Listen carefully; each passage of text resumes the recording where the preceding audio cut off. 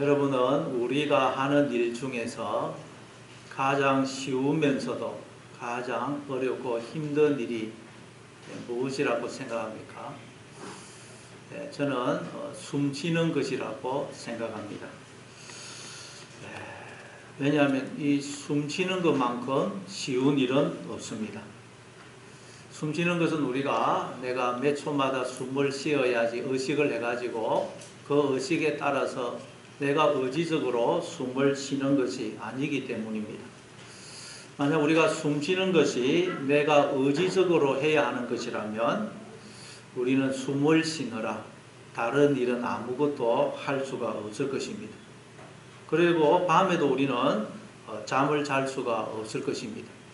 왜냐하면 우리가 잠을 자는 동안에는 우리의 의식과 의지가 해체가 되기 때문입니다. 잠을 잘 때는 우리의 의식과 의지가 사라집니다.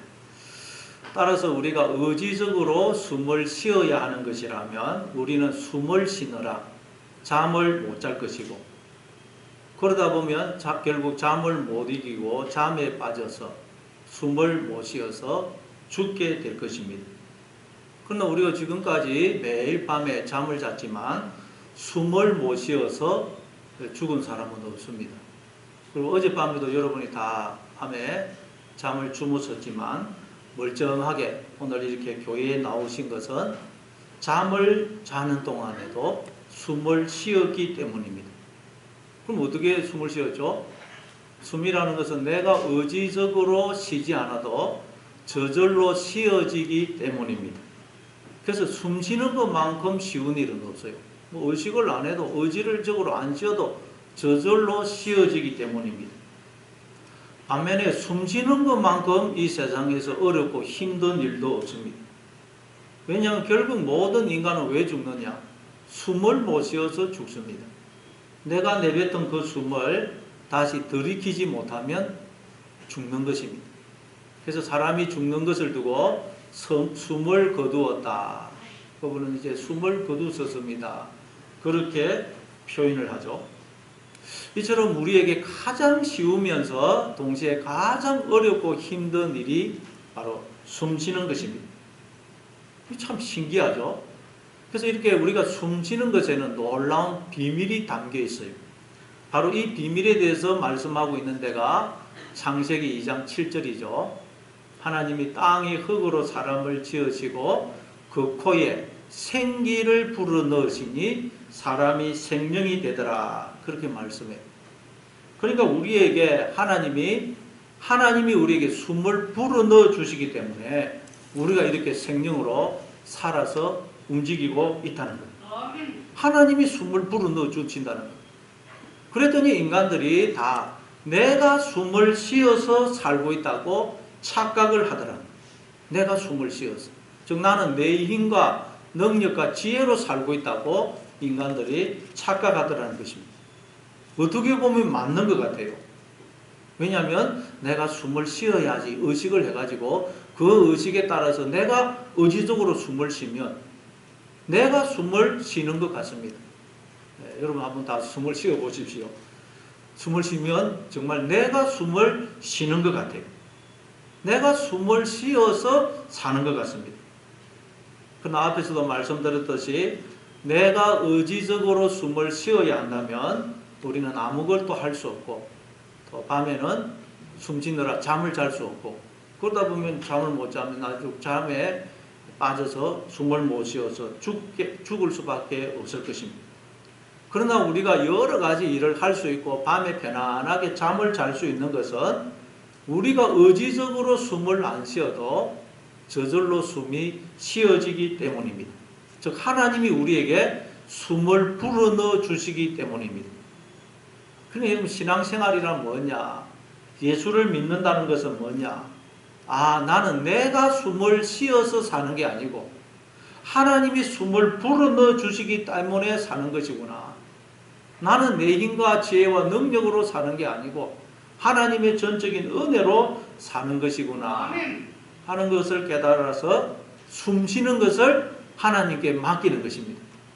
즉 내 인생의 여러 가지 문제들 내 인생 전체를 하나님께 맡기는 것입니다.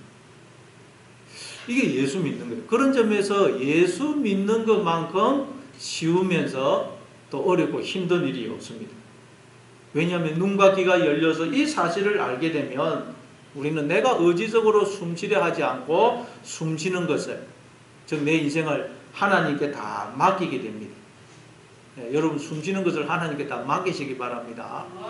여러분의 인생에 풀 수 없는 문제들, 아니 여러분의 인생 전체를 하나님께 다 맡기시기 바랍니다. 근데 우리가 이 자리에 이르기가 너무도 어렵다는 거예요. 왜냐하면 우리는 자꾸 내가 숨을 쉬어서 산다고 착각을 하기 때문에, 내가 내 힘과 지혜와 능력으로 산다고 자꾸 착각하는 거예요. 그래서 쉬지 않고 내가 의지적으로 숨을 쉬느라 우리는 힘이 없는 거예요. 너무 인생이 힘이 들고 고통스러워. 그래서 여러분 예수 믿는 것은 너무 쉬우면서 또 너무도 어렵고 힘든 거예요. 우리가 예수 믿어보면 예수 믿는 게 너무너무 어렵죠. 어떻게 보면 너무 쉬운데 그게 잘 안 됩니다. 우리가 착각을 하기 때문에 착각. 우리는 이걸 지금 예수님과 제자들 사이의 대화를 통해서 보게 돼요. 예수님은 지금 이 비밀을 알고 계시기에 하나님께 모든 걸 다 맡겨요. 숨쉬는 것, 자기 인생을 다 하나님께 맡기고 예수님은 기쁨과 평안을 누리고 계십니다. 그리고 이 비밀을 제자들에게도 알려주어서 제자들도 주님 안에서 참된 기쁨과 평안을 누리기를 원하십니다. 근데 제자들은 아무리 예수님이 말씀을 해서도 알아듣지를 못해요. 이해를 못합니다. 지금 이 말씀을 하시는 예수님이 제자들은 너무 낯설고 섭섭하고 불안하고 속으로 예수님이 정신적으로 지금 뭔가 이상해지신 거 아닌가? 너무 종교 지도자들이 예수님을 죽이려고 그러니 뭔가 좀 이상해지신 것 아닌가? 그렇게 느끼고 있습니다. 그래서 예수님은 그런 제자들의 눈과 귀를 열어주시려고 안타까운 마음으로 계속 말씀을 하시는 거예요. 그게 여러분 요한복음 14장부터 16장에 나오는 다락방 강의. 계속 이 비밀을 우리에게 말씀을 하고 계시는 것입니다. 자, 그럼 오늘 본문에서는 예수님이 또 무슨 말씀을 우리에게 하시는지 한번 살펴보겠습니다. 9절 9절을 읽습니다. 시작. 아버지께서 나를 사랑하신 것 같이 나도 너희를 사랑하였으니 나의 사랑 안에 가라. 예수님 우리에게 아버지께서 나를 사랑하신 것 같이 나도 너희를 사랑하였으니 나의 사랑 안에 가라. 그렇게 말씀하세요. 그러니까 예수님이 이 땅에 오셔서 우리에게 알려주신 것이 무엇이냐? 무엇을 알려주시려고 예수님이 이 땅에 오셨느냐? 하나님이 우리의 아버지 되신다는 것과 그 아버지 되시는 하나님이 우리를 사랑하신다는 사실입니다. 예수님이 이 사실을 우리에게 알려주시려고 이 땅에 오셨습니다. 그래서 우리도 예수님을 안 믿는 사람들, 세상 사람들에게 하나님이 당신을 사랑하십니다 이렇게 전해주죠. 예수님이 우리에게 알려주신 것처럼 우리도 이 사실을 알려줘요. 그러면 여러분 세상 사람들은 이 말에 어떤 반응을 보입니까? 하나님이 당신을 사랑하십니다 이러면 어떤 반응을 보입니까? 여러분은 어떤 하나님이 당신을 사랑합니다 그러니까 여러분은 마음속에 어떤 생각이 들어요? 예. 제자들은 어떤 반응을 보였을까요? 자, 그러면 구약의 이스라엘 백성들은 하나님이 당신을 사랑합니다 그럴 때 어떤 반응을 보였을까요? 한번 우리 말라기서 1장 2절 3절입니다. 말라기서 1장 2절 3절 같이 읽습니다. 시작. 여호와께서 이르시되 내가 너희를 사랑하였노라 하니 너희는 이르기를 주께서 어떻게 우리를 사랑하셨나이까 하는도다. 나 여호와가 말하노라. 에서는 야곱의 힘이 아니냐. 그러나 내가 야곱을 사랑하였고 에서는 미워하였으며 그의 산들을 황폐하게 하였고 그의 산업을 광야의 이리들에게 넘겼느니라. 하나님께서 선지자들을 보내어서 이스라엘 백성들에게 내가 너희를 사랑한다 그렇게 말씀을 하셨더니 이스라엘 백성들이 어떤 반응을 보였느냐? 하나님이 어떻게 우리를 사랑했습니까? 이렇게 반응을 보이더라고요. 하나님 언제 우리를 사랑했습니까? 이러더라고요. 왜냐하면 이스라엘 민족은 역사상 가장 많은 고난을 당한 백성이기 때문입니다. 물론 이스라엘 민족은 세계 모든 민족 중에서 가장 놀랍고 뛰어나고 복을 많이 받은 민족입니다. 지금도 인구가 900만 명밖에 되지 않지만 전 세계 노벨상 수상자의 25%가 유대인입니다. 미국에서 유대인 인구가 2%밖에 안 되는데 상위 50대 기부자의 30%가 유대인이라고 그래요. 그리고 지금 전 세계에서 벤처 창업 활동이 가장 활발한 나라가 또 이 이스라엘입니다. 그리고 1948년에 나라를 세운 이후로 그 주변에 인구가 20배가 넘는 아랍 민족들과의 그 전쟁에서 한 번도 진 적이 없어요. 다 승리했습니다. 정말 놀라운 민족입니다. 유대민족은. 그러나 동시에 유대민족은 역사상 가장 많은 박해와 고난을 받은 민족입니다. 그들은 원래 애굽에서 종살이 하던 사람들이었어요. 근데 하나님이 모세를 보내어 그들을 애굽의 종살이 하던 데서 건져주셨죠. 그렇지만 하나님은 그들을 바로 약속하신 가나안 땅으로 데려가신 게 아니고 그들을 광야로 이끄셔서 40년 동안 광야 생활하게 하셨어요. 광야는 여러분 사람이 살 수 없는 것입니다. 아무것도 없는 것이에요. 근데 거기서 남녀노소를 합하여 저 모든 남녀노소 다 합한 200만이 넘는 한민족이 그 광야에서 40년 동안 산다는 건 그건 정말 말로 표현할 수 없는 고통이고 고난이고 환난입니다. 그러다가 이제 40년 만에 가나안 땅에 들어갔더니 그걸로 끝이 아니고 전쟁이 기다리고 있어요. 전쟁을 해서 가나안 원주민을 쫓아내고 그 가나안 땅을 차지해야 됐습니다. 그럼 전쟁이라는 건 그건 보통 그 힘든 일이 아닙니다. 그래서 이스라엘 백성들은 그 가나안 원주민들을 다 쫓아내지 못하죠. 그러니까 남아있던 가나안 원주민들이 수시로 이스라엘 민족을 괴롭힙니다. 그리고 이스라엘 백성들이 하나님의 말씀대로 살지 못할 때마다 하나님은 또 주변 민족들을 들어서 이스라엘을 치셨어요. 그래서 이스라엘 백성들은 우리도 우리를 대신해서 싸워줄 왕을 우리에게 세워달라고 요구를 하죠. 그래서 하나님이 그 요구를 들어서서 인간 왕을 세워주십니다. 그러나 이제 사울 왕 다윗, 솔로몬 이후에 이스라엘은 북쪽 이스라엘과 남쪽 유다로 갈라집니다. 그래서 우리나라처럼 같은 민족끼리 또 싸워요. 그러다가 결국 북쪽 이스라엘은 BC 722년에 아시리아의 나라가 망하고 또 남쪽 유다는 BC 586년에 바벨론에 의해서 나라가 망합니다. 수많은 사람들이 죽고 예루살렘 성과 성전은 파괴되고 국토는 폐허가 되고 남은 사람들은 포로로 끌려갑니다. 역사 문헌에 의하면 그 당시 아시리와 바벨로니아 사람들이 얼마나 잔인했는지 모릅니다. 포로로 끌려갈 때 그들을 발가벗겨가지고 밧줄로 묶고 혀에다가 갈고리로 꽂아가지고 끌고 가지고 꼼짝도 못하고 끌려갔어요.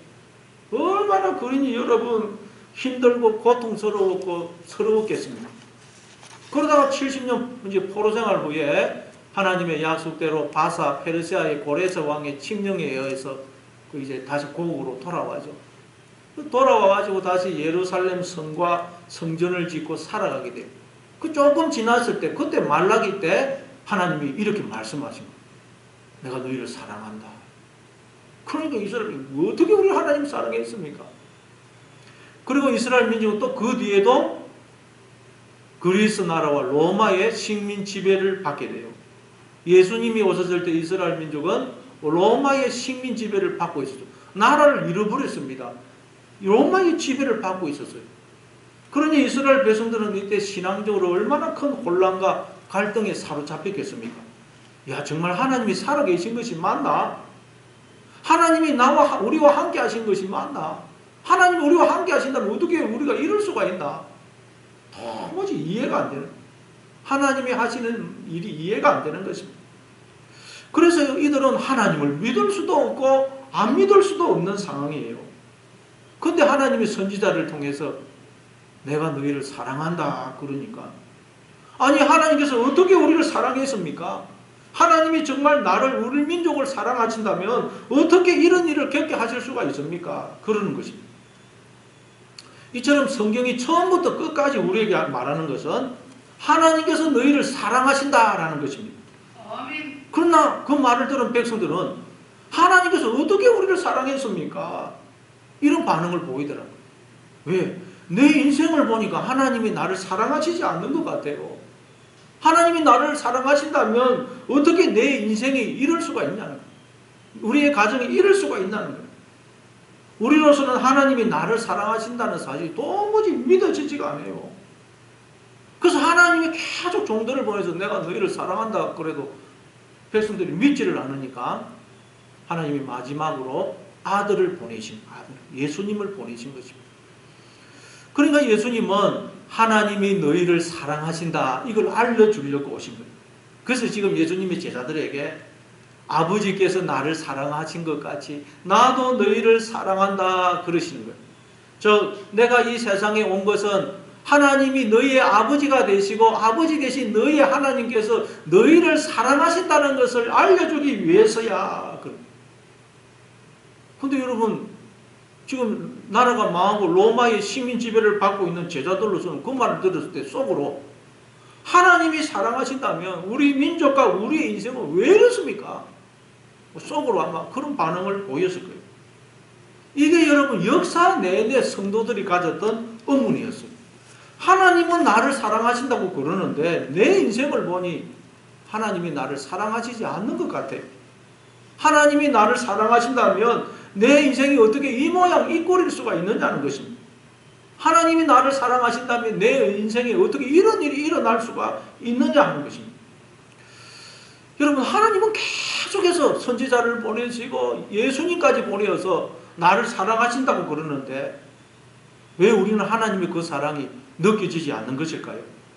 왜 우리는 오히려 하나님이 나를 사랑하시지 않는 것처럼 오히려 나를 그냥 미워하시는 것처럼 느껴지는 것일까요? 도대체 하나님의 사랑은 어떤 사랑이길래 하나님은 우리를 사랑하신다고 그러는데 우리는 그 사랑이 느껴지지가 않는 것일까요? 왜 우리의 인생은 이렇게 힘이 드는 걸까요? 하나님께서 말로만 우리를 사랑하신다고 그러면서 사실은 우리를 종으로 부려먹으려고 그러는 것입니까? 왜 하나님이 우리의 아버지 되시고 우리를 사랑하신다고 그러는데 우리의 인생은 이렇게 힘이 드는 걸까요? 자, 거기에 대해서 예수님이 뭐라고 말씀하시느냐?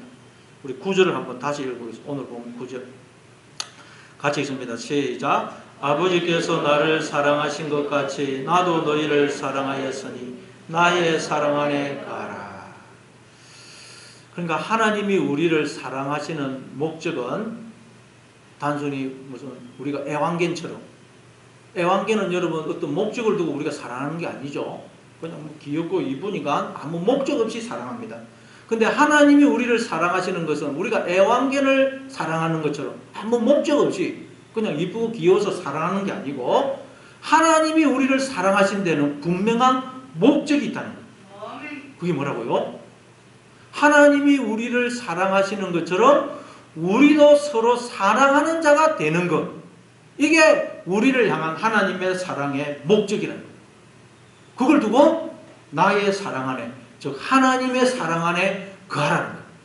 하나님이 너희를 사랑하시는 목적은 바로 너희가 하나님의 사랑 안에 거하는 자, 하나님처럼 사랑하는 자가 되는 것이 하나님의 사랑의 목적이야 그러십니다. 그러니까 하나님 우리를 사랑해 주시는데 그건 아무 목적이 없는 게 아닙니다. 목적이 있는데 바로 우리가 하나님처럼 되는 것, 하나님의 신성한 성품에 참여하는 자가 되는 것, 그게 우리를 향한 하나님의 사랑의 목적이랍니다.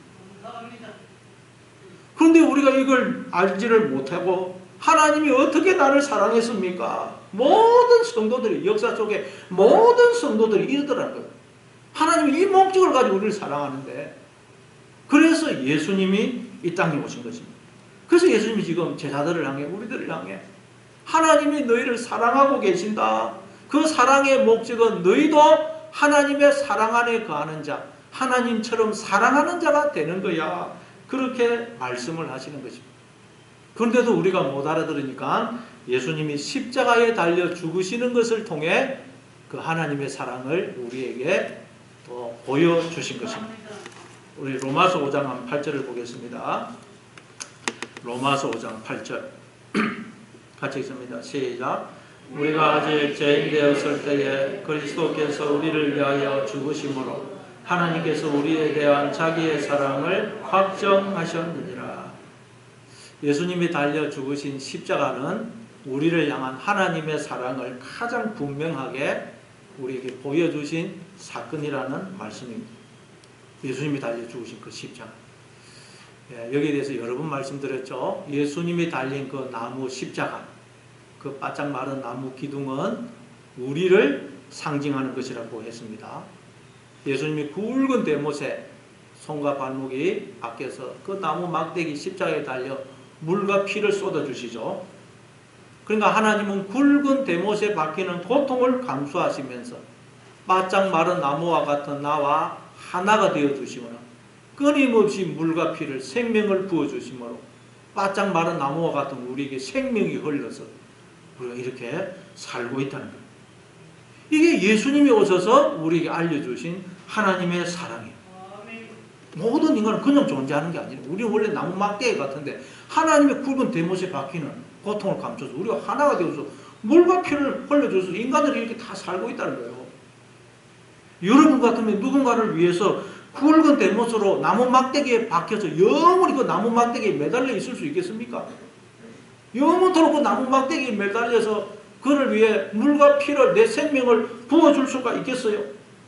그로 하여금 나의 모든 것을 누리도록 해줄 수가 있겠습니까? 우리가 나무 못에 박히기는 가지 하나 찔러도 참아서 아파서 못 참는데 그 불가능 상상도 못한 일이에요. 그런데 우리는 지금 다 하나님으로부터 그런 사랑을 받고 있다는 거예요. 이 세상에 생명으로 태어난 모든 인간은 하나님으로부터 그런 사랑을 받고 있다는 거예요. 아니 어떻게 이런 일이 있을 수가 있어요? 이건 인간들이 지금까지 그 누구도 상상도 하지 못한 일이에요. 이런 사랑을 받고 있다는 거예요. 그래서 우리는 십자가 앞에 서게 되면 충격을 받게 됩니다. 너무 놀라가지고 할 말을 느끼게 할 말. 통곡이 터져 나오는 거예요. 야, 내가 하나님으로부터 이런 사랑을 받고 있는데 내가 그동안 하나님의 사랑을 모르고 그 사랑을 의심하여 하나님의 마음에 상처를 줬구나 하는 생각에 통곡이 터집니다. 그래서 예수님이 말씀하신 팔복을 보면 심령이 가난한 자는 복이 있나니 천국이 저희 것이며 두 번째 애통하는 자는 복이 나니 저희가 위로를 받을 것이며 이 사실을 알게 되면 우리는 애통이 나 애통. 그런데 하나님은 우리도 하나님처럼 이런 사랑을 하는 자가 되기를 원하신다는 거예요. 하나님처럼 우리가 하나님의 신성한 성품에 참여하는 자가 되기를 원하세요. 우리가 하나님 나라를 상속받기를 원하세요. 그래서 하나님이 우리를 훈련시키시고 연단시키시고 양육을 하고 계시다는 것입니다. 그래서 우리의 인생이 때로는 그렇게 힘이 들고 고달프다는 거예요. 왜냐하면 우리의 눈과 귀를 열어서 십자가를 통해 드러난 하나님의 이 사랑을 우리로 깨닫게 하여 우리도 이 사랑을 하는 자가 되도록 하는 것이 우리를 향한 하나님의 사랑의 목적이기 때문입니다. 그래서 예수님이 아버지께서 나를 사랑하신 것 같이 나도 너희를 사랑하였으니 나의 사랑 안에 즉 하나님의 사랑 안에 거하라고 그러시는 것입니다. 십자가를 통해 드러난 이 하나님의 사랑 늘 내가 이 사랑을 받고 있다는 것을 기억하고 이 사랑을 함으로써 하나님의 기쁨과 즐거움에 참여하는 거예요. 자, 그게 10절입니다. 10절. 자, 오늘 보면 또 10절을 보겠습니다. 오늘 보면 10절 같이 읽습니다. 시작. 내가 아버지의 계명을 지켜 내 사랑 안에 거하리라. 예수님이 우리에게 내 사랑 안에 즉 하나님 아버지의 사랑 안에 거하라고 하셨는데 우리가 어떻게 하면 하나님의 사랑 안에 거할 수가 있느냐. 내가 아버지의 계명을 지켜 그의 사랑 안에 거하는 것 같이 너희도 내 계명을 지키면 내 사랑 안에 거하리라 그랬어요. 그러니까 우리가 예수님이 주신 계명을 지키면 예수님의 사랑 안에 하나님의 사랑 안에 거하게 된다는 것입니다. 우리가 하나님의 사랑 안에 거한다는 말은 하나님의 사랑을 깨달아 그 사랑을 누리며 살 뿐만 아니라 그 사랑을 행하면서 사는 걸 말해요. 그게 우리가 하나님의 사랑 안에 거하는 것입니다. 근데 그러기 위해서는 예수님이 우리에게 주신 계명을 지켜야 된다는 거예요. 그럼 예수님이 우리에게 주신 계명은 무엇입니까? 앞에서도 나왔죠. 요한복음 13장 34절입니다. 요한복음 13장 34절 같이 읽습니다. 시작. 새 계명을 너희에게 주노니 서로 사랑하라. 내가 너희를 사랑한 같이 너희도 서로 사랑하라. 예수님이 우리에게 주신 계명은 바로 예수님이 우리를 사랑하신 것 같이 우리도 서로 사랑하는 것입니다. 그리고 오늘 본문 요한복음 15장 12절에도 똑같은 말씀을 하시죠. 오늘 본문 12절을 보겠습니다. 오늘 본문 15장 12절 같이 읽습니다. 시작. 내 계명은 곧 내가 너희를 사랑한 것 같이 너희도 서로 사랑하라 하는 이것이니라. 그러니까 우리가 계명을 지켜야 하나님의 사랑 안에 가는데, 하나님이 우리에게 주신 계명, 그 계명은 뭐냐? 성경에 나오는 십계명을 비롯한 모든 계명을 한마디로 요약하면 뭐냐? 내가 너희를 사랑하는 것처럼 너희도 서로 사랑하라 라는 것입니다. 하나님이 나를 사랑하시는 것처럼 나도 다른 사람을 사랑하는 것, 이게 하나님이 우리에게 주신 모든 계명들을 요약하면 이거라는 이거. 그래서 예수님이 마태복음 22장 34절 이하에서 하나님 사랑과 이웃 사랑이 온 율법과 선지자의 강령이라고 그랬죠. 또 로마서 13장 10절에 보면 사랑은 율법의 완성이다 그러죠. 따라서 우리가 하나님의 사랑 안에 가기 위해서는 하나님이 나를 사랑하시는 것처럼 나도 다른 사람을 사랑하는 것입니다. 그러면 하나님은 나를 어떻게 사랑하신다 그랬습니까? 로마서 5장 8절에 보면 우리가 죄인 되었을 때, 내가 죄인이었을 때, 즉 하나님을 알지 못했을 때, 하나님을 떠나 믿음을 잃어버리고 하나님을 대적하고 원수로 행했을 때, 지옥 가야 마땅할 때, 그때 굵은 대못에 박히는 고통을 감수하시고는 바짝 마른 나무와 같은 나와 하나가 되어 주셔서 끊임없이 당신의 피를, 생명을 부어주시는 사랑을 베풀어 주셨고 지금도 베풀어 주고 계십니다. 이 하나님이 이렇게 우리를 사랑하는 것처럼 우리도 사랑해야 된다.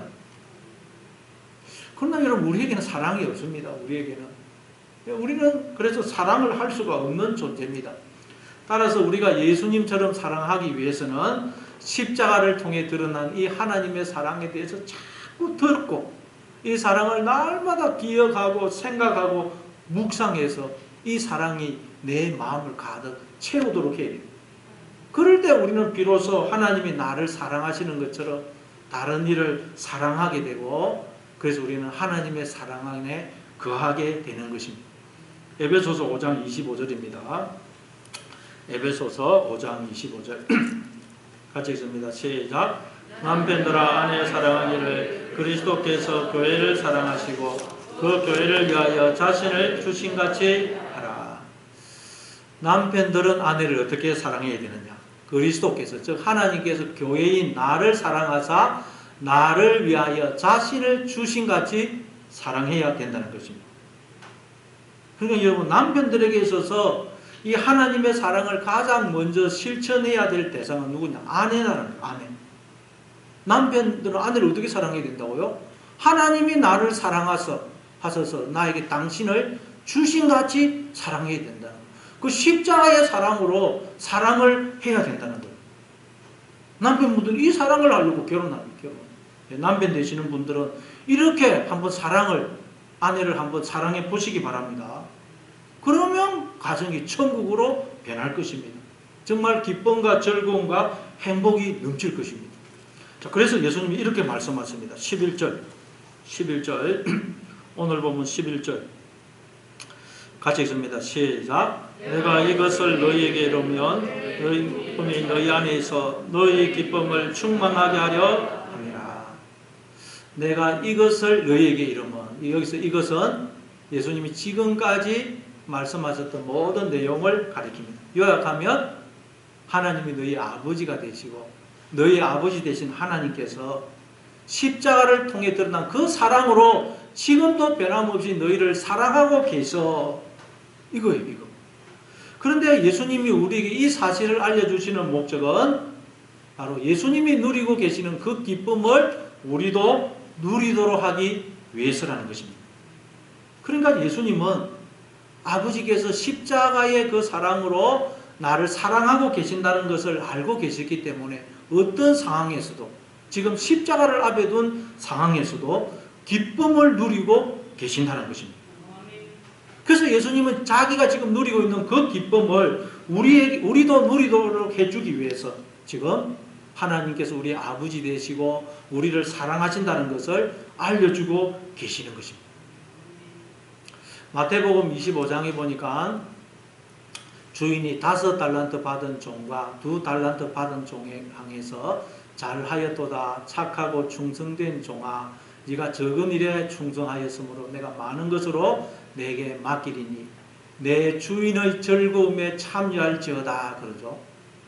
이 주인이 종에게 네 주인의 즐거움에 참여하라. 그러니까 주인이 종에게 그 일을 맡긴 목적이 뭐냐? 주인의 즐거움에 참여하도록 하기 위해서라는, 이 즐거움이 카라인데 오늘 기쁨과 똑같은 단어입니다. 그러니까 여러분, 하나님께서 우리를 지으시고 부르신 목적이 뭐냐? 바로 우리로 하여금 하나님의 기쁨, 하나님의 즐거움, 하나님의 행복에 참여하도록 하기 위해서라는 것입니다. 여러분, 부모가 자식을 낳는 목적도 이런 이유죠. 부모가 자식을 낳아서 온갖 정성과 사랑을 쏟아서 키우는 목적이 뭡니까? 나중에 키워서 효도받기 위해서입니까? 물론 자식이 잘 자라게 되면 부모에게 효도를 합니다. 그러나 우리가 그런 목적으로 자식을 키우는 건 아닙니다. 자식을 키우는 목적은 자식이 행복을 누리며 살도록 하기 위해서입니다. 자식의 기쁨과 행복이 바로 부모가 자식을 키우는 목적입니다. 그래서 부모는 자식이 기뻐하고 행복해하는 모습을 보면서 기쁨과 즐거움과 행복을 누리는 것입니다. 하나님도 마찬가지라는 것입니다. 하나님께서 당신의 생명을 주시는 그런 사랑을 우리에게 끊임없이 베풀어 주시는 목적이 뭐냐? 우리가 하나님으로 인하여 기쁨과 즐거움과 행복을 누리도록 하기 위해서라는 것입니다. 그리고 하나님은 그런 우리를 보시면서 기쁨과 즐거움과 행복을 누리신다는 것입니다. 그런데 우리가 하나님의 이 아버지 되신가 우리를 사랑하심을 알지 못해 기쁨을 누리지 못하고 있기 때문에 예수님이 우리에게 이걸 알려주어서 우리로 기쁨을 누리도록 해주기 위해 이 땅에 오신 것입니다. 그러니까 우리를 향한 하나님의 목적은 뭐라고요? 우리의 기쁨이고 우리의 행복이라는 행복. 자, 시편 16편 8절 9절입니다. 시편 16편 8절 9절 우리 같이 읽습니다. 시작. 내가 여호와를 항상 내 앞에 모시며 그가 나의 오른쪽에 계심으로 내가 흔들리지 아니하리로다. 이러므로 나의 마음이 기쁘고 나의 영도 즐거워하며 내 육체도 안전히 살겠으니.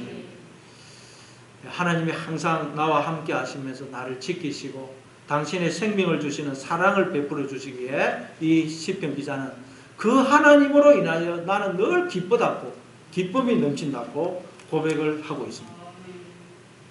사도행전 6장에 보면 바울과 실라가 빌립보에 갔다가 거기서 점치는 여종을 고쳐준 것 때문에 붙들려 가서 옷이 벗겨진 채 수없이 채찍에 맞고 손발이 밧줄에 묶인 채 저 깊은 감옥에 갇히죠. 그러다가 한밤중에 바울과 실라가 정신을 차리고 일어나서 기도하고 하나님을 찬송합니다. 그 말은 나와 함께 하시는 하나님을 인하여 기뻐하더라고요. 그러니까 갑자기 지진이 나가지고 옥터가 흔들리고 옥문이 열리고 모든 사람들이 매였던 것이 풀리게 되죠. 자, 이 말은 여러분 우리가 나와 함께 하시는 하나님으로 인하여 기뻐할 때 우리를 가두고 속박했던 모든 것들이 무너지고 풀려지게 된다는 말이에요. 우리가 기뻐할 때 우리가 자유케 되고 하나님의 세계가 열리게 되는 것입니다. 그래서 사도 바울은 빌립보 교인들을 향해서 이렇게 권면을 합니다. 우리가 빌립보서 4장 4절입니다. 빌립보서 4장 4절 같이 읽습니다. 시작. 주 안에서 항상 기뻐하라. 내가 다시 말하노니 기뻐하라. 에베소서, 빌립보서, 골로새서, 빌레몬서는 사도 바울이 로마의 감옥에서 쓴 편지예요. 그러니까 이 빌립보서는 사도 바울이 지금 감옥 안에서 쓴 편지예요. 그런데 감옥 안에 있는 사람이 감옥 바깥에 있는 사람을 향하여 내가 주 안에서 항상 기뻐하라. 내가 다시 말하노니 기뻐하라고 경매를 하고 있어요. 왜냐하면 사도 바울은 겉으로 보기에는 자신이 감옥에 갇혀 있지만 사실은 자신이 주 안에 있음을 알았기 때문에 기쁨이 충만했던 것입니다. 그래서 주 안에서 항상 기뻐해라. 너희들이 주님 안에 있다는 걸 알고 항상 기뻐해라. 내가 다시 말하노니 기뻐하라고 권면을 하고 있는 것입니다. 그래서 데살로니가 교회를 향해서도 사도 바울이 항상 기뻐하라. 쉬지 말고 기도해라. 범사에 감사해라. 이것이 그리스도 예수 안에서 너희를 향하신 하나님의 뜻이니라 그러죠. 그러니까 우리를 향하신 하나님의 목적은 뭐라고요? 우리가 하나님 안에서 기쁨을 누리는 것, 즐거움을 누리는 것. 그것이 하나님이 우리를 향한 목적이라는 것. 하나님은 그런 목적으로 우리를 지었었고 그것을 위해서 지금도 늘 나와 함께 하시면서 당신의 생명을, 전부를 주시는 사랑을 변함없이 베풀어주고 계신다는 것입니다. 그런데도 우리가 이 사실을 알지 못해 기쁨을 누리지 못하고 있기 때문에 하나님께서 수많은 종들을 보내셔서 이 사실을 알려주셨고 마지막에는 아들을 보내신 것입니다.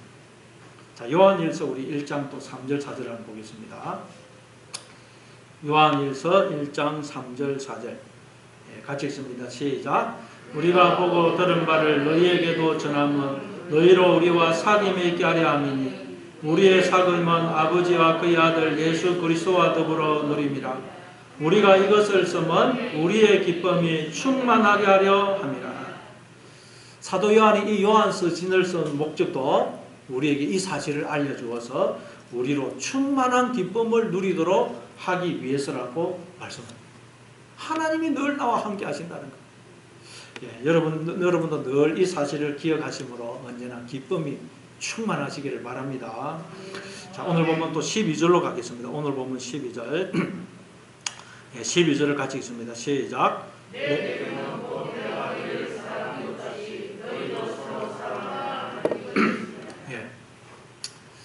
우리가 기쁨이 충만하기 위해서는 우리가 하나님의 사랑 안에 거해야 됩니다. 그런데 우리가 하나님의 사랑 안에 거하기 위해서는 예수님이 내 계명을 지키라 그랬었죠. 내 계명. 자, 그런데 주님이 우리에게 주신 계명은 바로 주님이 우리를 사랑하시는 것처럼 우리도 서로 사랑하는 것입니다. 주님의 사랑은 바로 십자가를 통해 드러난 사랑입니다. 그 사랑. 자, 그런데 그 십자가의 사랑을 지금 요한복음 15장은 포도나무와 가지의 비유를 통해서 우리에게 설명을 하고 있습니다. 포도나무와 가지. 자, 여러분, 포도나무는 자기에게 붙어있는 가지에게 어떤 사랑을 베푸느냐? 포도나무는 온 힘과 능력을 다 동원해서 열매를 만들어서 자기에게 붙어있는 가지에 열매를 달아줍니다. 그래서 그 가지로 풍성한 열매를 맺게 해줍니다. 이게 포도나무가 가지를 향해 베풀어주는 사랑이에요. 자, 그럼 우리는 다 가지죠? 가지인 우리는 서로 어떻게 사랑을 해야 되겠어요? 자, 여러분, 우리가 씨를 심게 되면 거기에서 싹이 나죠? 근데 좀 줄기가 자라면서 가지가 나옵니다. 가지가. 줄기 이렇게 쭉 자라면 자랄수록 가지가 나와요. 자, 그러면 여러분, 맨 처음에 나온 첫 번째 가지는 어디에 위치합니까? 줄기가 자라면서 가지가 나오고 맨 첫 번째 나온 그 가지는 어디에 자라느냐? 맨 밑에 위치합니다. 그리고 두 번째 나온 가지는 또 첫 번째 나온 가지 위에, 세 번째 나온 가지는 또 두 번째 가지 위에 위치합니다. 그리고 항상 맨 윗자리는 맨 나중에 나온 가늘고 약한 가지가 위치합니다. 그러니까 먼저 나온 강하고 튼튼한 가지들이 가장 낮은 곳으로 내려가서 나중에 나온 가늘고 약한 가지들을 섬기고 받쳐주는 것입니다. 이게 나무예요. 만약에 여러분 그러지 않고 맨 처음에 나온 강하고 튼튼한 가지가 맨 위에 있고 두 번째 나온 가지가 그 다음 밑에 있고 세 번째 나온 가지가 그 다음 밑에 있고 맨 나중에 나온 약하고 가늘 가지가 맨 밑에 있다. 그럼 어떻게 되겠어요? 그 나무는 뭐 바람에 조금만 불도 흔들거리고 밑에 있는 가지는 햇빛을 못 받아서 시들시들 죽어가고, 그러면 결국 그 나무는 죽을 수밖에 없습니다. 근데 먼저 나온 강하고 튼튼한 가지들이 가장 낮은 곳으로 내려가서 나중에 나온 가늘고 약한 가지들을 섬기고 받들어 주기 때문에 바람이 불어도 나무가 흔들리지 않고 모든 가지들이 햇빛을 받아 잘 자라고 풍성한 열매를 맺게 되는 것입니다. 그래서 여러분, 가장 강하신 하나님이 가장 낮은 곳으로 내려가서 연약한 우리를 섬기고 붙들어주고 계시는 것입니다. 그래서 예수님이 제자들의 발을 씻어주시죠. 발을 씻어주기 위해서는 상대방의 발 밑에 허리를 숙이고 무릎을 꿇어야 됩니다. 그리고 손으로 발을 잡아서 씻어줘야 돼요. 우리 하나님이 지금 그렇게 가장 낮은 곳으로 내려가셔서 연약한 우리를 섬기고 붙들어주고 계시다는 거예요. 그것이 하나님 나라라는 것입니다. 그래서 예수님 그걸 우리에게 알려주시러 오신 것입니다. 마태복음 20장 26절부터 28절입니다. 마태복음 20장 26절부터 28절 같이 읽습니다. 시작. 너희 중에는 그렇지 않아야 하나니 너희 중에 누구든지 크고자 하는 자는 너희를 섬기는 자가 되고 너희 중에 누구든지 어떠함이 되고자 하는 자는 너희의 종이 되어야 하리라. 인자가 온 것은 섬김을 받으려 함이 아니라 도리어 섬기려 하고 자기 목숨을 많은 사람의 대속물로 주려 합니다. 누구든지 크고자 하는 자는 섬기는 자가 되고 누구든지 어떠함이 되고자 하는 자는 종이 되어야 한다고 말씀해요. 이 말은 다른 게 아니고 먼저 믿은 사람, 믿음이 강한 사람, 이런 사람은 가장 낮은 곳으로 내려가서 늦게 믿은 사람, 믿음이 약한 사람을 섬기고 붙들어 주어야 된다는 말씀이에요. 그것이 하나님 나라라는 것입니다. 그러면 여러분, 어떤 가정이 가장 좋은 가정이겠습니까? 가장인 아버지가 큰 소리 치고 막 그냥 그러면 안 되고, 가장인 아버지가 종처럼 모성처럼 가장 낮은 곳으로 내려가서 아내와 자녀들의 발을 씻어주는 가정입니다. 그럼 또 어떤 교회가 가장 좋은 교회이겠습니까? 목사가 무슨 설교를 잘한다든지 시설이 좋다든지 성가대 규모가 큰 교회가 좋은 교회가 아닙니다. 좋은 교회란 어떤 교회냐? 교회에 나온 지 오래된 성도, 믿음이 강한 성도, 직분을 맡은 분들이 가장 낮은 곳으로 내려가서 믿음이 연약한 성도, 교회에 나온 지 얼마 안 되는 성도를 섬기고 높여주어서 그들이 주님 안에서 기쁨을 누리고 풍성한 열매를 맺도록 해주는 교회입니다. 그런 교회가 좋은 교회예요. 그런데 그냥 믿은 지 오래됐다고 목사, 장로, 권사라고 큰 소리 치고 높은 자리에서 대접받고 자기를 드러내려고 한다면 그 교회는 망하는 거예요. 그 나무는 여러분 망할 수밖에 없어요.